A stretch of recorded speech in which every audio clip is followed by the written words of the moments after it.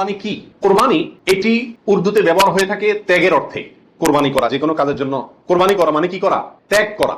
এই পশু কোরবানিকে কোরবানি বলা হয় এই জন্য যে এই কোরবানিটাও আসলে মূলত কি? ত্যাগেরই শিক্ষা বহন করছে।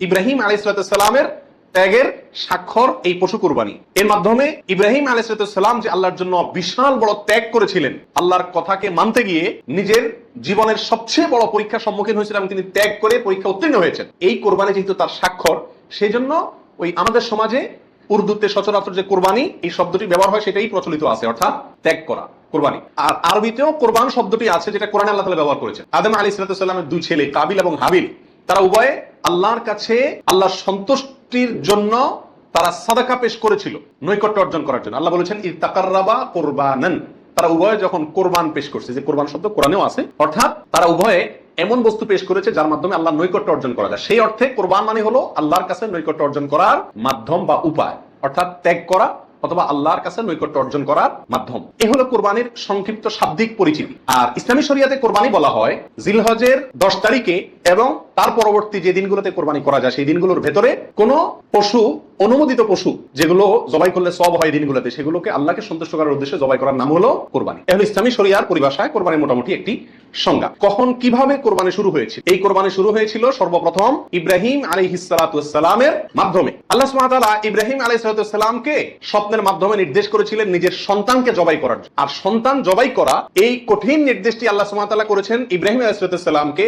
তাকে আল্লাহ তাআলা যত কঠিন পরীক্ষা করেছিলেন, এত কঠিন পরীক্ষা তার আগে আর কোন নবীর প্রতি আল্লাহর পক্ষ থেকে ছিল না। জীবনের পদে পদে পরীক্ষা।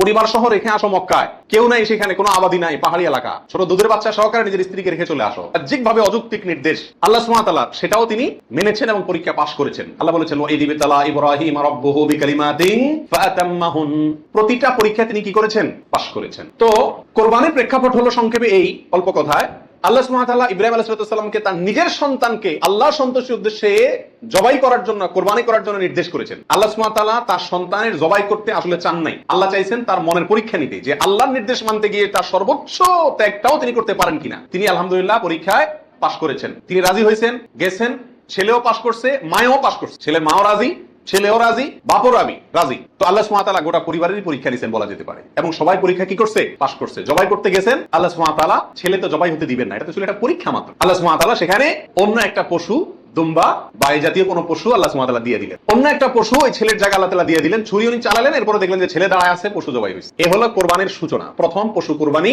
আজকে আমরা যে কোরবানি করছি এর সূচনা ছিল এভাবে। কার মাধ্যমে? ইব্রাহিম আলাইহিস সালামের মাধ্যমে। সেই কোরবানি আমাদেরকে কি শিক্ষা দেয় ভাই?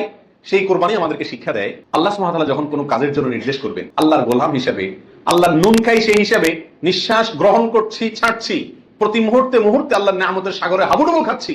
আল্লাহই সৃষ্টি করেছেন, তার হাতেই জীবন মরণ সবকিছু।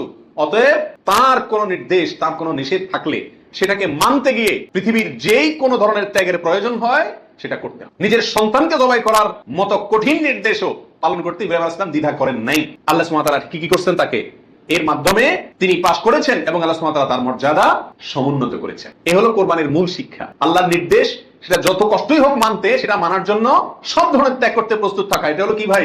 কোরবানির শিক্ষা। আর ওখান থেকে কোরবানিটা শুরু হয়েছে। এরপরে আল্লাহ সুবহানাহু ওয়া তাআলা সেটাকে পৃথিবীর মানুষের জন্য ওই স্মৃতিকে, ওই আদর্শকে রেখে দিয়েছেন। এখন আমরা পশু কোরবানি করছি, কিন্তু এটা শুরুতে কিন্তু পশু কোরবানি ছিল না। মূলত এটা শুরুতে ছিল নিজের সকল কামনা, বাসনা, ভালোবাসা সবকিছুকে আল্লাহর নির্দেশের সামনে কি করে দেওয়া? কোরবানি করে দেওয়া। এই হলো এই কোরবানির গোড়ার ইতিহাস।